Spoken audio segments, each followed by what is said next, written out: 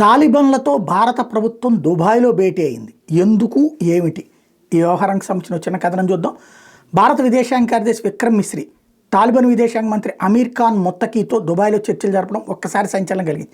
అది సరిగ్గా Pakistan ISI chief ఆఫ్ఘన్లో ఉండగా ఆఫ్ఘన్కి తక్షణ ఆహార సాయం కోసం భారత్ 50 మిలియన్ టన్నుల గోధుమలు సరఫరా చేస్తోంది.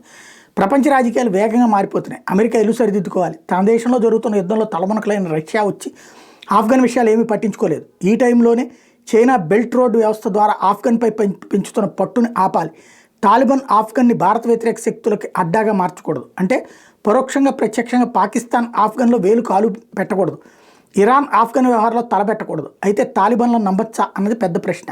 వంటింట్లో కిటికీలు కూడా మూసేసి ఉంచాలి. దాంట్లోంచి మహిళ బయటికి రాకూడదు అని ఫత్వా ఇచ్చింది ఈ మధ్యనే తాలిబాన్. అల్లా ఆజ్ఞలు సరిగ్గా పాటించేది మేమే అని కూడా అంటారు వాళ్ళు.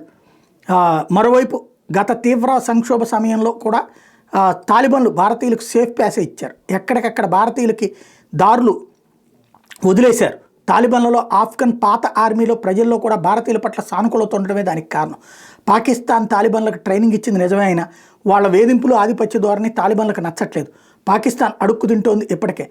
అందులోనూ తను పెంచి పోషించిన తీవ్రవాద సంస్థలు ఇప్పుడు పాకిస్తాన్కి మధ్యవేలు చూపిస్తున్నాయి. పాక్ సైన్యాన్ని సవాల్ చేస్తున్నాయి. బెలూచి లిబరేషన్ ఆర్మీ విపరీతంగా చికాకు పరుస్తుంది. America, Gulf of Mexico, Canada, Greenland ఈ ముచ్చట్లు తీర్చుకుంటుంది. మనకు చుట్టూ అగ్గిపెట్టి ఆటాడదాం అనుకున్న డీప్ స్టేట్కి శ్రీలంక మాట మార్చి జలక్కిచ్చింది. దిశ నాయకే భారత్కే వచ్చి వెళ్ళాడు. బంగ్లా, పాకిస్తాన్ల స్వకుచమర్దనం, వృషణాయాసాలు ముగింపుకు వస్తున్నాయి. నేపాల్ దారికి వస్తుంది. భారత్ ఇప్పుడు 4 పద్ధతుల్లో డిప్లొమసీ నడిపిస్తోంది.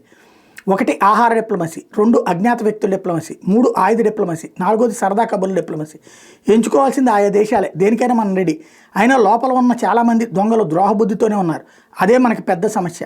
వీళ్ళ పని మనం చూడాలి. ప్రభుత్వానికి తలనొప్పి లేకుండా మనం కూడా లోపల ఆకలేస్తే అన్నం పెడదాం, ఎక్కువ చేస్తే సున్నం కొడదాం, తేడా వస్తే తాడదిద్దాం, గమ్మునుంటే కబుర్లు చెప్దాం. ఏమంటారు అని అడుగుతున్నారు పార్థసారథి పొట్లూరు గారు.